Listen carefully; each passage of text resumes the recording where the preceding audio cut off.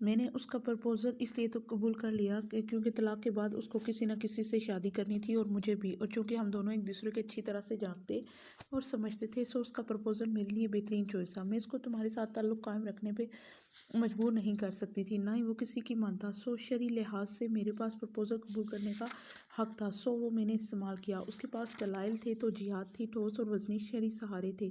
مخمل خاموشی سے اس کی ساری باتیں سنتی رہی، وہ ذرا دیر کو چپ ہوئی تو اس نے لب کھولے، اور جب ہمایوں نے آپ سے اور میرے فواد کے تعلق اور نوعیت اور ان تصاویر کے بارے میں پوچھا تھا تو تب آپ نے کیا کہا تھا؟ اس نے اندھیرے میں تیر چلایا تھا، وہیں جو سچ تھا وہ اب بھی پرسکون تھی۔ اس کو معیز نے کچھ تصویریں اور ایگریمنٹ لا کر دکھایا تھا جو ہم نے فواد سے طے کیا تھا۔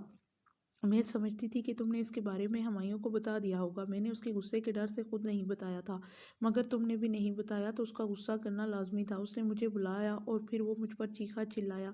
میں چپ کر کے سنتی رہی۔ اس نے پوچھا کہ یہ ایگریمنٹ سچا ہے یا جھوٹا؟ میں نے سچ بولا۔ وہ غصے سے چلاتا رہا، اسے دکھ تھا کہ ہم دونوں نے اس پر ٹرسٹ نہیں کیا۔ پھر اس نے وہ تصویریں مجھے دکھائی اور پھر پوچھا کہ وہ سچ ہے یا جھوٹ؟ میں نے سچ ہی بولا۔ کیا بولا؟ مخمل نے تیزی سے اس کی بات کاٹی۔ یہیں کہ مجھے معلوم نہیں، مجھے واقعی معلوم نہیں تھا۔ وہ اسے دیکھتی رہی۔ یہ فرشتے کا سچ تھا؟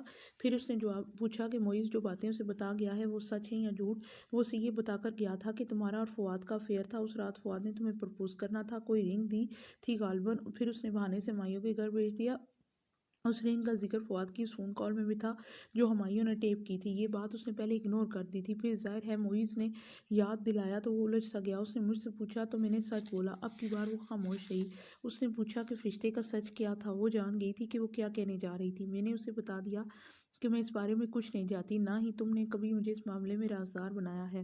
اس نے اس رات کے متعلق پوچھا تو میں نے سچ سچ بتا دیا کہ فواد تمہیں پرپوز کرنے کے بہانے سے ہی ڈنر پہ لے کر جا رہا تھا، تم نے مجھے یہی بتایا تھا، سو میں نے اس کو یہی بتا دیا۔ وہ چپ چاپ یک ٹک سامنے کھڑی مطمئن سی لڑکی کو دیکھتی رہی جس کے چہرے پہ ملال تک نہ تھا۔ وہ اس کا ایک راز تک نہیں سنبھال سکی تھی۔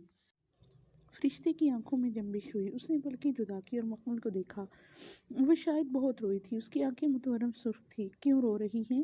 اس کے اپنے آنسو گرنے لگے تھے۔ یہ وہ لڑکی تھی جس نے اسے قرآن سنایا تھا، قرآن پڑھایا تھا، اس کی جان ان لوگوں سے چھڑائی تھی، 7 سال اس کی خدمت کی تھی، بہت احسان تھے اس کے مخمل پہ، اور آج اس نے اسے ہی رلا دیا۔ مجھے رونا ہی تو چاہیے۔ وہ سر اٹھا کر چاند کو دیکھنے لگی۔ میں نے بہت زیادتی کی ہے مخمل، بہت زیادتی۔ وہ خاموشی سے اس کو سنے گئی۔ شاید ابھی فرشتے نے بہت کچھ کہنا تھا، وہ سب جو وہ پہلے نہیں کہہ سکی۔ میں نے 7 سال توجیہات جوڑی، دلیلیں اکٹھی کی، اور تم نے 7 آیتوں میں انہیں ریت کا ڈھیر بنا دیا۔ میں نے خود کو بہت سمجھایا تھا، بہت یقین دلایا تھا کہ یہی صحیح ہے، مگر آج میرا یقین ٹوٹ گیا ہے مخمل۔ میں خود غرض ہو گئی تھی، کتے کی طرح خود غرض، جو ہڈی نہ ڈالنے پر بھی زبان نکالتا ہے۔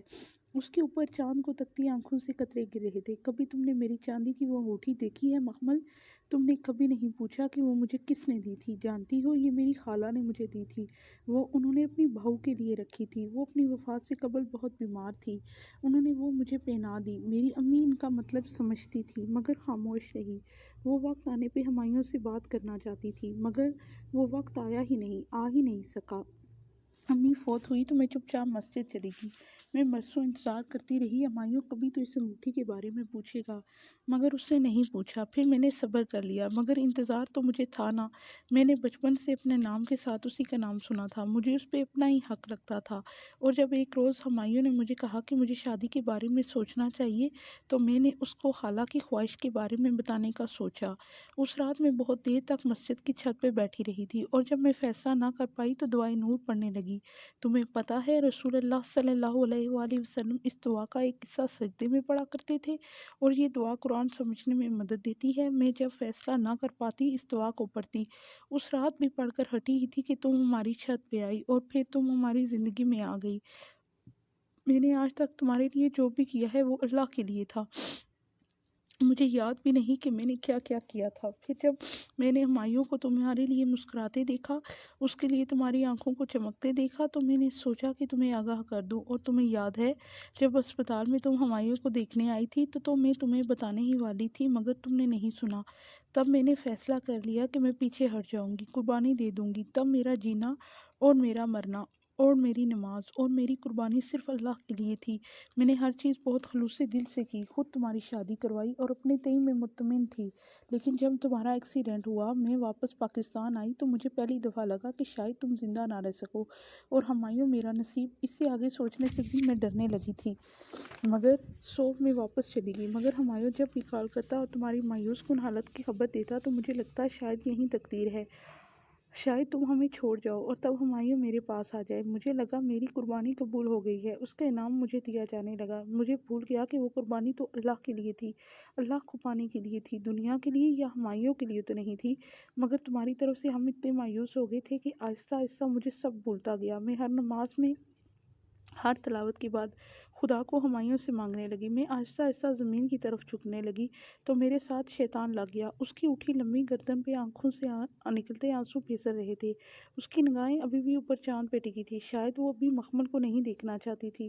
جب میں دوبارہ واپس آئی تو اپنی زمین کی طرف جھکی ہوئی آئی، اس امید پہ تمہاری خدمت کرنے آئی کہ شاید یہیں دیکھ کر ہمایوں کا دل میری طرف کھنچ جائے۔ میری اس انتھک محنت خدمت میں ریا شامل ہو گئی۔ مجھے اس وقت سے ڈر نہیں لگا جب میں حشر کے دن اپنے رب کے سامنے اپنے اعمال نامے میں ان بڑی بڑی نیکیوں کا کاٹا لگے دیکھوں گی کہ یہ تو ریا کے باعث ضائع ہوگی، قبول ہی نہیں کی گئی۔ مجھے ڈر نہیں لگا، میں ریاکاری کرتی گئی، مگر یقین کرو قرآن مجھ سے نہیں چھوٹا۔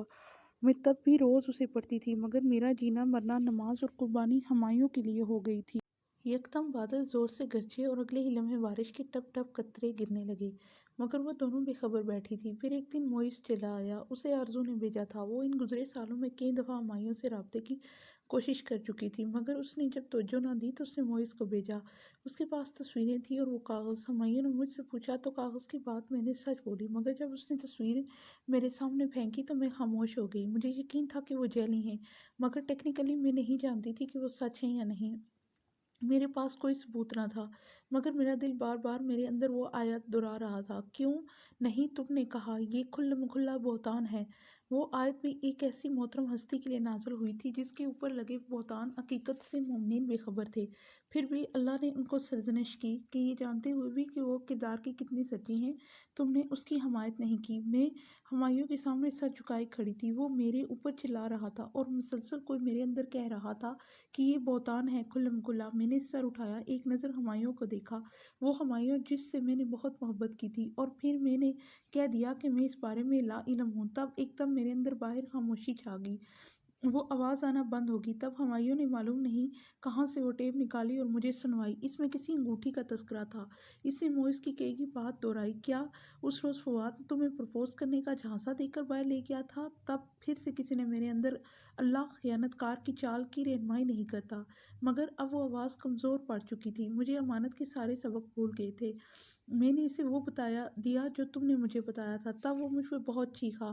اس نے کہا کہ میں نے اپنی بہن کو بچانے کے لیے اس کے سر پر تھوپ دیا ہے۔ اس نے بہت مشکل سے دل بڑا کر کے اس بات کو نظر انداز کیا تھا کہ تم کس طرح پہلی دفعہ اس کے گھر لائی گئی تھی، مگر یہ بات کہ فواد کا اور تمہارا افیئر تھا اس کے لیے ناقابل برداشت تھی۔ میرے ایک فکرے نے ہر چیز پہ تصدیق کی مہر لگا دی۔ وہ مجھ پہ کبھی ایسے نہیں برسا تھا جیسے اس رات برسا تھا۔ میں ساری رات روتی رہی، نامعلوم غم کس بات کا زیادہ تھا، خیانت کا یا ہمایوں کے رویے کا۔ میں نے واپس جانے کا فیصلہ کیا، مگر ہمایوں نے اگلی صبح مجھ سے ایکسکیوز کر لیا۔ میں چپ چاپ سنتی رہی۔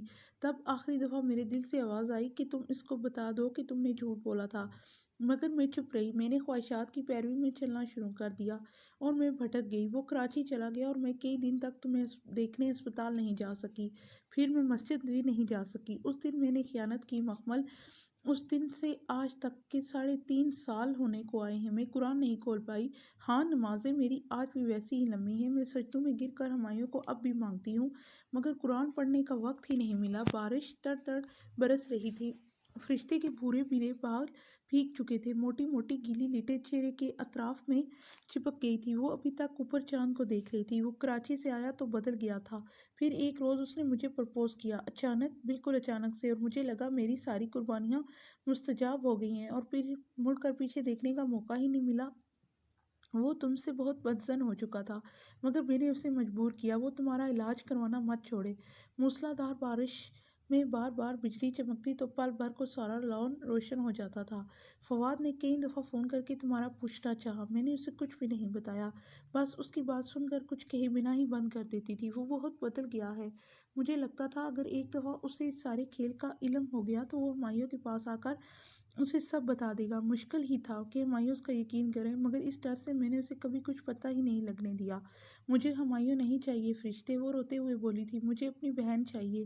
مجھے بھی ہمایوں نہیں چاہیے، مجھے بھی اپنی بہن ہی چاہیے۔ اس نے بھیگی آنکھوں کا رخ پہلی دفعہ مخمل کے چہرے کی طرف کیا۔ مخمل نے اس کے گھٹنوں پہ رکھے ہاتھ پکڑ لیے، ان میں آج چاندی کی انگوٹھی نہیں تھی۔ بارش زور سے ان دونوں پہ برس رہی تھی۔ میں نے فواد کو فون کر دیا ہے، وہ پہنچنے والا ہی ہوگا، وہ خاصا سمجھدار بندہ ہے، ایسے ثبوت لائے گا کہ ہمایوں اسے جھٹلا نہ سکے گا۔ وہ بھی آ کر ہمایوں کو سب کچھ بتا دے گا۔ ابھی کل دوپہر میں خاصا وقت ہے، تمہاری عدت ختم نہیں ہوئی، میں جانتی ہوں کہ وہ حقیقت جان کر رہ نہیں سکے گا اور تمہیں واپس اپنائے گا۔ آؤ اندر چلتے ہیں۔ فرشتے نے اپنے ہاتھ اس کے ہاتھوں سے نکالے، اٹھی اور پھر ویل چیئر کی پشت تھام لی۔ بس مجھ پہ ایک احسان کرنا، ہمایوں کو مت بتانا کہ میں نے خیانت کی ہے۔ میں اس کی نظروں میں گرنا نہیں چاہتی، بظاہر میں نے جھوٹ نہیں بولا، مگر مجھے تمہارا راز بھی نہیں کھولنا چاہیے تھا۔ میں اس سے کہہ دوں گی کہ مجھے غلط فہمی ہوئی تھی، میں فواد کے سامنے تمہاری تائید کروں گی، مگر تم میری عزت رکھ لینا۔ وہ جانتا ہے کہ فرشتے جھوٹ نہیں بولتی، خیانت نہیں کرتی۔ اس نے ان تصویروں پہ نہیں، مجھ پہ یقین کر کے تمہیں طلاق دی تھی، تم میری عزت رکھ لینا۔ وہ اس کی ویل چیئر دھکیلتی آہستہ آہستہ بے خود سی کہہ رہی تھی۔ مخمل نے سر جھکا لیا۔ وہ فرشتے کو نہیں بتا سکی کہ آج وہ پھر زمین کی طرف جھک رہی ہے، مگر اسے پتہ نہیں ہے۔ تم ہمایوں کو واپس لے لو مخمل، وہ تمہارا ہے اور اسے تمہارا ہی رہنا چاہیے۔ وہ اسے اس کے کمرے میں چھوڑ کر پلٹ گئی۔ کمرے میں اسی طرح نیم اندھیرا تھا، کھڑکی کے پردے ہٹے تھے، ٹیبل لیمپ ابھی تک چل رہا تھا۔ وہ خود کو گھسیٹتی آگے بڑھی اور لیمپ کا بٹن بجھایا۔ ایک دم کمرے میں اندھیرا پھیل گیا، بس کھڑکی کے پار بارش کے قطرے گرتے دکھائی دے رہے تھے۔ وہ وہیں کھڑکی کے پاس سامنے بیٹھی برستی بارش کو دیکھے گئی۔ بہت پہلے شیخ عبد القادر جیلانی رحمۃ اللہ علیہ کا پڑھا قول اسے یاد آیا تھا، انسان جس سے زیادہ محبت کرتا ہے اللہ اسے اسی کے ہاتھوں توڑتا ہے۔ انسان کو اس ٹوٹے ہوئے برتن کی طرح ہونا چاہیے جس سے لوگوں کی محبت آئے اور باہر نکل جائے۔ اللہ نے اسے انہی لوگوں کے ہاتھوں توڑا تھا جن سے وہ سب سے زیادہ محبت کرتی تھی، ہمایوں، فرشتے اور تیمور۔ تب ہی گاڑی کا ہارن سنائی دیا۔ وہ خاموشی سے دیکھتی رہی، وہ گاڑی بار بار ہارن بجا رہی تھی۔ تب اس نے برستی بارش میں ہمایوں کو گیٹ کی طرف جاتے دیکھا۔ اس نے گیٹ کھولا تو ایک گاڑی زن سے اندر داخل ہوئی۔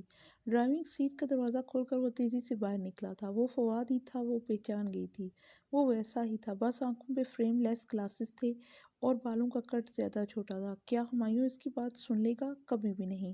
تب ہی فواد نے لپک کر فرنٹ سیٹ کا دروازہ کھولا اور کسی کو بازو سے کھینچ کر باہر نکالا۔ مخمل دھک سے رہ گئی۔ وہ معیز تھا، پتلا لمبا نوجوان جس کی مسیں بھیگ رہی تھی۔ فواد اس کو پکڑ کر ہمایوں کے سامنے لایا جو قدرے چونکا ہوا کھڑا تھا۔ برستی بارش کا شور بہت تیز تھا، ان کی باتوں کی آواز نہیں سنائی دے رہی تھی۔ وہ تینوں بارش میں بھیگتے کھڑے تھے۔ فواد زور زور سے کچھ کہہ رہا تھا، ہمایوں سینے پہ ہاتھ باندھے صرف خاموشی سے سن رہا تھا۔ اس کی مخمل کی طرف پشت تھی، وہ اس کے چہرے کے تاثرات نہیں دیکھ سکتی تھی، اور تب اس نے معیز کو ہاتھ جوڑے دیکھا۔ شاید اس کے چہرے پہ بارش کے قطرے تھے، یا شاید وہ رو رہا تھا۔ روتے ہوئے، کچھ کہتے ہوئے وہ ہمایوں سے معافی مانگ رہا تھا، اور تب اس نے فرشتے کو باہر آتے دیکھا، وہ بھی کچھ کہہ رہی تھی۔ مخمل نے ہاتھ بڑھا کر پردہ برابر کر دیا، وہ اس منظر کو اب مزید نہیں دیکھنا چاہتی تھی۔ کتنی ہی دیر بعد اس نے فرشتے کی آواز سنی، وہ فواد اور معیز کو ادھر لا رہی تھی۔ اس کے کمرے کا دروازہ کھلا، مخمل کی اس طرف پشت تھی۔ مخمل، فواد کی بڑھائی ہوئی آواز اسے سنائی دی، معیز نے ہمایوں کو سب کچھ بتا دیا ہے۔ اگر مجھے پہلے پتہ ہوتا تو۔ مخمل، مجھے معاف کر دو، ہم نے تمہارے ساتھ بڑی زیادتی کی، آپا ہمیں معاف کر دو۔ وہ معیز تھا، وہ رو رہا تھا۔ اماں اور آرزو آپا نے مجھے یہ سب کرنے کو کہا تھا، آپا اماں بہت بیمار ہیں، وہ اب پہلے جیسی نہیں رہی ہیں، وہ سارا دن چیختی چلاتی ہیں، آپا ہمیں وہ کہہ رہی تھا۔ وہ کوئی دھیمے سے اس کے اندر بولا تھا، بس تم یتیم کے ساتھ سختی نہ کرنا، آپا آرزو آپا نے خودکشی کر لی ہے، آج ہمایوں بھائی نے ان کو ریجیکٹ کر دیا تھا، اماں سنبھل نہیں پا رہی ہیں، ہمیں بد دعا مت دینا آپا۔ جاؤ معیز، میں نے تمہیں معاف کیا، سب کو معاف کیا، سب کچھ معاف کیا۔ وہ کھڑکی کی طرف دیکھتے ہوئے بولی تھی، آپا دعا کرو آرزو آپا بچ جائیں، ان کے لیے بد دعا مت کرنا، میں دعا کروں گی، تم جاؤ معیز۔ ان کا خیال رکھنا۔ مجھے تم سے کوئی شکوہ نہیں ہے، بلکہ تم نے تو مجھے انسانوں کی محبت اور وفا کی حقیقت دکھائی ہے۔ تمہارا شکریہ معیز، تم جاؤ۔ اور وہ ویسے ہی الٹے قدموں پلٹ گیا۔ کیا تم ہمیں معاف کر سکتی ہو مکمل؟ وہ شکست خوردہ ٹوٹا ہوا شخص آغا فؤاد ہی تھا۔ میں نے معاف کیا، سب معاف کیا۔ وہ اب پیچھے نہیں مڑی تھی۔ آغا جان کو آدھے جسم کا فالج ہو گیا ہے، وہ تمہیں بہت یاد کرتے ہیں ممی۔ ان کے غم کی وجہ سے نہ زندوں میں رہی ہیں نہ مردوں میں۔ سدرا کے شوہر کی ڈیتھ ہو گئی ہے اور اس کے وہ خاندانی سسرال والے اس کو میکے نہیں آنے دیتے۔ وہ اور اس کے بچے یتیم اپنے گھر میں اس سے بدتر زندگی گزار رہے ہیں جو تم نے اور مسرت چاچی نے گزاری تھی۔ مہرین کو مجھے کچھ مت بتائیں فؤاد بھائی پلیز۔ میں نے معاف کیا، سب معاف کیا۔ مجھے یہ سب بتا کر اور دکھ نہ دیں، ابھی مجھے اکیلا چھوڑ دیں۔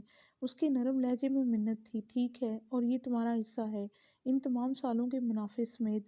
فرشتے کا حصہ میں اسے ادا کر چکا ہوں، ہو سکے تو ہمارے لیے دعا کرنا۔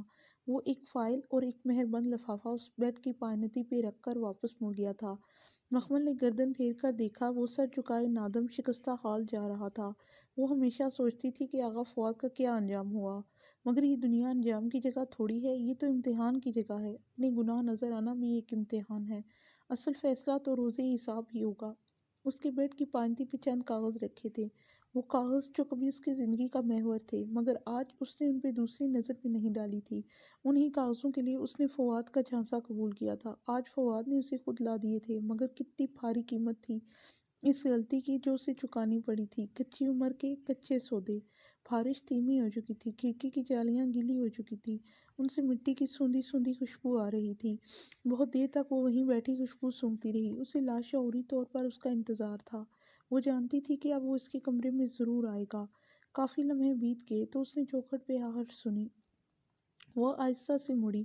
ہمایوں تھکا ہارا سا دروازے میں کھڑا تھا۔ یہ وہ دروازہ تھا جو اس نے مکمل کی موجودگی میں کبھی پار نہیں کیا تھا۔ یہ وہ چوکھٹ تھی جس پہ کبھی وہ سوالی بن کر نہیں آیا تھا، مگر وہ آج آیا تھا۔ اس کے تھکے تھکے ٹوٹے قدم آہستہ آہستہ اندر داخل ہو رہے تھے۔ مکمل! ٹوٹی ہوئی آواز میں اس نے پکارا تھا، اور پھر وہ پورے قد سے گھٹنوں کے بل اس کے قدموں میں آن گرا تھا۔ مجھے معاف کر دو مکمل۔ اس کی آنکھیں سرخ تھیں اور چہرے پہ صدیوں کی تھکان تھی۔ مجھے معاف کر دو، میں بہت دور چلا گیا تھا۔ اس نے تعصب سے ہمایوں کو دیکھا۔ پہلے بھی وہ سب اس کا سب کچھ چھین کر لے گئے تھے، آج بھی وہ مانگ ہی رہے تھے، مانگنے ہی آئے تھے۔ سب خود غرض تھے، ہر ایک کو اپنے ضمیر کے بوجھ سے نجات چاہیے تھی۔ مکمل ابراہیم تو کہیں بھی نہیں تھی۔ میں نے صرف رشتے کی بات پر وہ آج وہ کہہ رہی ہے کہ تم نے اس سے صرف ایک مسئلہ پوچھا تھا، اس نے خود غلط اخذ کیا۔ میں نے صرف رشتے کی وجہ سے؟ کیا آپ نے پہلے زندگی کے سارے فیصلے فرشتے کے دماغ سے کیے تھے اے ایس پی صاحب؟ وہ اسپاٹ لہجے میں بولی تھی۔ آپ چھوٹے بچے تھے جو نہیں جانتے تھے کہ میرے رشتے دار میرے کھلے دشمن ہیں؟ آپ ان پڑھ جاہل تھے جو یہ نہیں سمجھتے تھے کہ ایسی تصویریں تو ہر گلی محلے میں بن جاتی ہیں؟ مکمل یقین کرو میں ایک منٹ اے ایس پی صاحب، میں نے کئی مہینے صرف آپ کی سنی ہے، آج آپ میری سنیں گے۔ آپ کہتے ہیں کہ آپ نے فرشتے کے کہے پہ یقین کر لیا۔ آج میں آپ سے پوچھتی ہوں کہ آپ نے فرشتے سے پوچھا ہی کیوں؟ آپ میری طرف سے اتنے بدگمان تھے کہ آپ کو دوسروں سے پوچھنے پڑا؟ کیوں نہیں آپ نے وہ تصویر معیز کے منہ پہ دے ماری؟ کیا آپ بہت قابل پولیس آفیسر نہیں تھے؟ کیا آپ کو کھرا اور کھوٹا الگ کرنا نہیں آتا تھا؟ کیا آپ آرزو کی خصلت کو نہیں جانتے تھے؟ یا شاید آپ کی دلچسپی ایک بیمار اور بے ہوش عورت میں ختم ہو گئی تھی؟ شاید آپ کو میری خدمت سے دور بھاگنے کا ایک بہانہ چاہیے تھا، آپ آزاد ہونا چاہتے تھے۔ اگر ایسا نہیں ہوتا تو آپ مجھے صفائی کا ایک موقع تو دیتے، ایک بار تو پوچھتے کہ کیا تم نے ایسا کیا ہے؟ مگر آپ خود بھی مجھ سے تھک گئے ہیں۔ آپ نے ایک لمحے کے لیے بھی نہیں سوچا ہمایوں کہ اگر آپ میری جگہ یوں ہوتے بیمار اور میں آپ کے ساتھ یہی کرتی تو آپ کی کیا حالت ہوتی؟ بولتے بولتے اس کا سانس پھول گیا تھا۔ تب ہی کھلے دروازے سے تیمور بھاگتا ہوا اندر آیا۔ شور سن کر وہ نیند سے جاگا تھا۔ وہ بھاگ کر اس کے پاس آیا اور اس کے گھٹنوں سے لپٹ گیا، مگر ہمایوں اور مکمل اس کو نہیں دیکھ رہے تھے۔ مکمل مجھے معاف کر دو، میں رجوع کرنا چاہتا ہوں، میرے ساتھ چلو۔ ہمایوں نے اس کا ہاتھ تھامنے کے لیے ہاتھ بڑھایا، مگر مکمل ایک دم پیچھے کو ہوئی۔ لیکن اب وہ ایسا نہیں چاہتی۔ ٹوٹے ہوئے دھاگے کو دوبارہ جوڑا جائے تو اس میں گرہ رہ ہی جاتی ہے، ہمارے درمیان میں وہ گرہ رہ جائے گی، سو اس دھاگے کو ٹوٹا ہی رہنے دے۔ مکمل! وہ بے یقین تھا۔ معافی کے لیے جڑے اس کے ہاتھ نیچے گر گئے۔ مکمل نے گہری سانس لی۔ میں نے آپ کو معاف کر دیا ہمایوں، دل سے معاف کر دیا ہے، مگر اب رجوع کرنا میرے بس کی بات نہیں ہے کہ آپ کو رجوع کرنے کے لیے میری اجازت کی ضرورت نہیں، مگر میری خوشی کا خیال ہے تو یہ مت کریں، آپ فرشتے سے شادی کر لیں۔ آپ دونوں ایک دوسرے کے لیے بنے ہیں۔ درمیان میں آ گئی تھی، مگر مکمل وہ کچھ کہنا چاہ رہا تھا، مگر آج وہ نہیں سن رہی تھی۔ مجھے کسی سہارے کی ضرورت نہیں رہی ہمایوں، میرا بیٹا میرے پاس ہے، فواد نے مجھے میرا حصہ بھی دلا دیا ہے، میں لوگوں کی محتاج نہیں رہی، آپ فرشتے سے شادی کر لیں، وہ آپ کا انتظار کر رہی ہے۔ اس نے دروازے کی طرف اشارہ کیا۔ ہمایوں نے گردن موڑ کر دیکھا، فرشتے وہاں کھڑی رو رہی تھی۔ ہمایوں کو گردن موڑتے دیکھ کر وہ منہ ہاتھ پہ رکھے باہر کو بھاگی تھی۔ آپ اس کا اور امتحان نہ لیں، اس سے شادی کر لیں، میں اور تیمور ایک دوسرے کو بہت ہیں، ہمارا تیسرا اللہ ہے، آپ ہمیں جانے دیں، آپ ہمارے ساتھ ناممکن ہے۔ وہ بھیگی آنکھوں سے اسے دیکھ رہا تھا۔ میں نے تمہاری قدر نہیں کی مکمل۔ وہ نفی میں سر ہلاتے ہوئے اٹھا اور شکستہ قدموں سے باہر کی جانب بڑھ گیا۔ دروازہ بند کر کے جائیے گا۔ اس کے الفاظ پہ وہ ذرا دیر کو رکا، مگر پلٹا نہیں۔ اب شاید وہ پلٹنے کی ہمت خود میں نہیں پاتا تھا۔ بہت آہستہ سے وہ باہر نکلا اور کمرے کا دروازہ بند کیا۔ وہ مکمل کی زندگی سے جا چکا تھا۔ دو آنسو اس کی پلکوں سے ٹوٹے اور گردن پہ لڑک گئے۔ فرشتے کہتی تھی کہ اس نے سنا نہیں، جب وہ برسوں پہلے اس ہسپتال میں کچھ بتانا چاہتی تھی، حالانکہ وہ منظر تو اسے آج بھی یاد تھا جو وہ نرس کے پکارنے پہ اٹھی تھی۔ فرشتے کی ادھوری بات سن کر ہی اٹھی تھی۔ وہ ہمیشہ سے جانتی تھی کہ فرشتے ہمایوں کو پسند کرتی ہے، مگر جب فرشتے نے خود اسے اپنے رویے سے یقین دلایا تو وہ بظاہر خود کو مطمئن کرنے لگی کہ بھلا فرشتے ایسے جذبات کیوں رکھے گی، مگر دور اندر وہ ہمیشہ سے جانتی تھی کہ اگر آرزو کو درمیان میں نہ دیکھا ہوتا تو وہ کبھی اس غلط فہمی کا شکار نہ ہوتی کہ ہمایوں کس سے شادی کر رہا ہے۔ ہاں، وہ جانتی تھی کہ فرشتے کیوں ان کی شادی کے بعد باہر چلی گئی تھی، وہ سب جانتی تھی۔ یہ بھی کیا وہ معذور ہو گئی تھی، ایک بے کشش عورت بن گئی تھی۔ ہمایوں نادم ہو کر پلٹا تو تھا، مگر تھا تو مرد ہی، کب تک اس کے ساتھ بندھا رہتا، جو کانوں کا اتنا کچا تھا کہ اس فون کال میں ایک انگوٹھی کا ذکر اس کی سمجھ میں آیا اور اس کی مسلسل فواد بھائی کی تکرار اس کا لفظ سمجھ نہیں آیا۔ وہ کب تک اس کا رہتا، ایک نہ ایک دن پھر وہ کسی عورت کی طرف چلا جاتا، تب بھی وہ اکیلی رہ جاتی، مگر تب وہ شاید برداشت نہ کرتی۔ اس میں اس بار ٹوٹنے کا حوصلہ نہ تھا۔ اس نے ٹوٹا ہوا برتن بننے کا سوچا۔ فرشتے نے اعتراف کیا تھا، معافی نہیں مانگی تھی۔ ہمایوں نے مانگی معافی تھی، مگر اعتراف نہیں کیا تھا، اور وہ دونوں سمجھتے تھے کہ وہ بری الذمہ ہو گئے۔ خیر، تیمور نے اس کی گود میں سر رکھے تیمور کے نرم بھورے بالوں کو پیار سے سلایا۔ وہ کچی نیند میں تھا۔ تم نے ایک دفعہ مجھ سے پوچھا تھا کہ یوسف علیہ السلام کے ذکر پہ اداس کیوں ہو جاتی ہوں، ہے نا؟ جی ماما، وہ نیم غنودگی سے بولا۔ پتہ ہے میں کیوں اداس ہو جاتی ہوں؟ اس نے اپنے آنسو پوچھے۔ کیونکہ وہ بہت صبر کرنے والے تھے اور وہ اپنے والد کے بہت پیارے تھے۔ اسے بولتے ہوئے کچھ اور بھی یاد آ رہا تھا، مگر ان کے بھائیوں نے ان کو ایک گندے کنویں میں ڈال دیا۔ اس کی آنکھوں کے سامنے کچھ مناظر تیزی سے چل رہے تھے۔ پھر ان کو چند درہم کی عوض مصر میں بیچا گیا، ان پہ بہتان لگایا، ان کو برسوں میں قید میں رکھا گیا، اور پھر ایک دن آیا جب وہ اسی مصر کے فائنانس منسٹر بنے جس میں کبھی ان کو بیچا گیا تھا۔ ان کو ان کا بچھڑا ہوا بھائی مل گیا، اور وہ جنہوں نے ان پہ تہمتیں لگائی تھی اور وہ جو انہوں نے گھر سے بے دخل کیا تھا، وہ ان کے پاس معافی مانگتے آئے، مگر اس عظیم ہستی نے کچھ نہیں جتایا، کچھ نہیں گنوایا، سب کو معاف کر دیا۔ میں اس لیے اداس ہوتی ہوں تیمور کہ میں صبر کے اس مقام پہ کبھی نہیں پہنچ سکتی۔ کیا تم سن رہے ہو؟ اس نے چند لمحے اس کے جواب کا انتظار کیا اور پھر جھک کر اس کے بالوں کو چوما۔ تیمور گہری نیند میں سو چکا تھا۔